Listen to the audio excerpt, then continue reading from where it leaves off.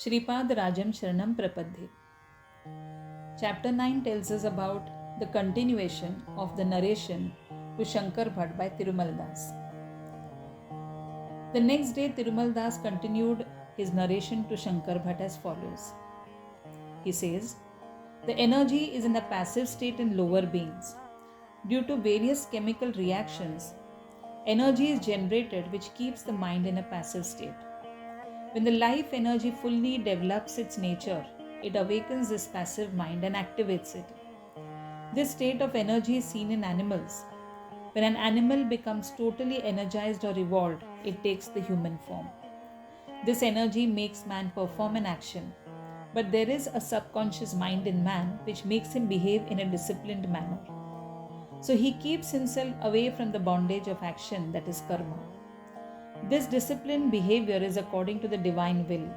This divinity is formless, mindless, and beyond one's imagination and travels with a tremendous speed. Due to this divine nature, prayer of any living thing in any form reaches a divine illuminant and the all-pervading creator. The creator is in an abundant energy, abundant knowledge, and omnipresent form. This endless expanse of energy is put into physical constraint and form, like Shripad Shri Vallabh, to bless all devotees. Man will be drawn towards a divine or God. It is inevitable. Similarly, God also incarnates as an avatar. This is an eternally occurring yogic phenomenon. There is more of technological use in Kali Yuga. Many things or processes will be successful through machines only. Changes will occur from one yuga to another. Due to these changes, mankind has also brought about a decrease in his thinking and physical abilities. Lord Shripad Shri Vallabh appears in his physical form to anyone who chants his name continuously for 3 nights. If there are 1,00,000 ways to defeat man, then there are 10,00,000 ways in which God's grace elevates him in life.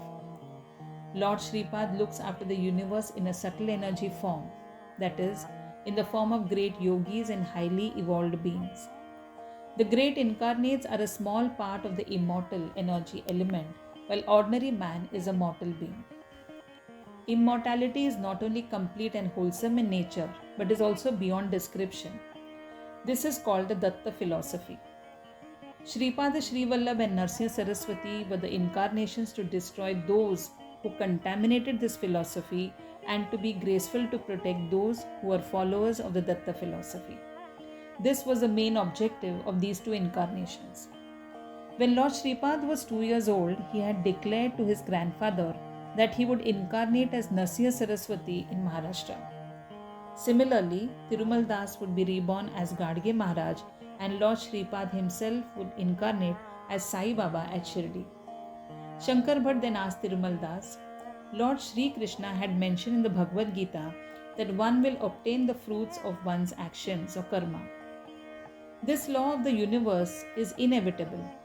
Then how will Lord Shripad destroy a karma without going against this law? To this Tirumaldas replied, it is true that Sri Krishna has mentioned that one has to face the consequences of his actions, but he has not said that it must be done so in one's awakened state. It can be done off even when one is in one's sleep state. Similarly, in this physical form, one can do away with one's karma by experiencing a few moments of extreme pain, suffering, and mental trauma in his sleep or inactive state, what he would have to face for 10 years of his life. The bad karma can be done away with by donations and righteous behavior with holy men and great yogis. As the great sages are kind and compassionate, they take upon our bad karma and face its consequences.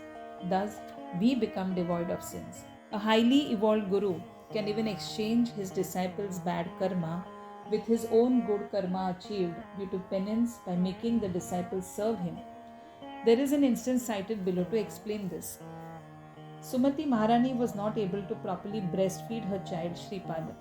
So, Venkatapaya Shreshti and Narasimharai Verma wanted to donate a milch cow to Shripad's father Appalraj. But in vain. Appalraj had taken a vow not to accept any donation. By accepting any donation, we only add to our sins or bad karma was his belief. A great soul, Sri Satchidananda Vadut, had come to Pitikapur from Sattopat in the Himalayas. Sri Bapannacharya, that is Shripad's grandfather, put forth this problem before the great man. The Avadhut said, Sri Appalraj Sharma must accept this donation. In fact, it is not a donation but a token of love from a father-in-law to his son-in-law. That the donation should be taken from Sri Shreshti and passed on to Sri Appalraj Sharma was a vow made by Mother Earth. That Shripad Shri Vallabh is Lord Dattatreya himself has 5 witnesses. One was Mother Earth herself. The second witness was that it was raining heavily elsewhere, except the spot where the yajna was performed. That the fire god himself received the sacrificial offering and declared that there was nothing wrong in accepting the donation of a cow. This was a third witness. The wind god showed his fury elsewhere, except the spot where the yajna was held. This was the fourth witness. There was an announcement from the sky, Lord Shripad is none other than Lord Dattatreya. This was the fifth witness. Thus, with the 5 elements, earth, fire, wind, water and air as witnesses, the cow was finally donated to Sri Appalraj. Sri Shreshti was rewarded the fruits of his donation. Narasimha Varma gave the benefits of the sale of this donation to Sri Appalraj.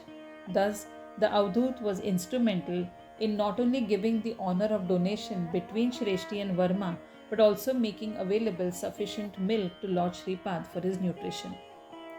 Tirumaldas then instructed Shankar Bhatt, get ready to go to Kurapur. Shripad Shri Vallabh will always protect you. This chapter benefits us with the burning up of all our karmas. May Lord Shripad bless us all. Shripad Rajam Sharanam Prapadhe.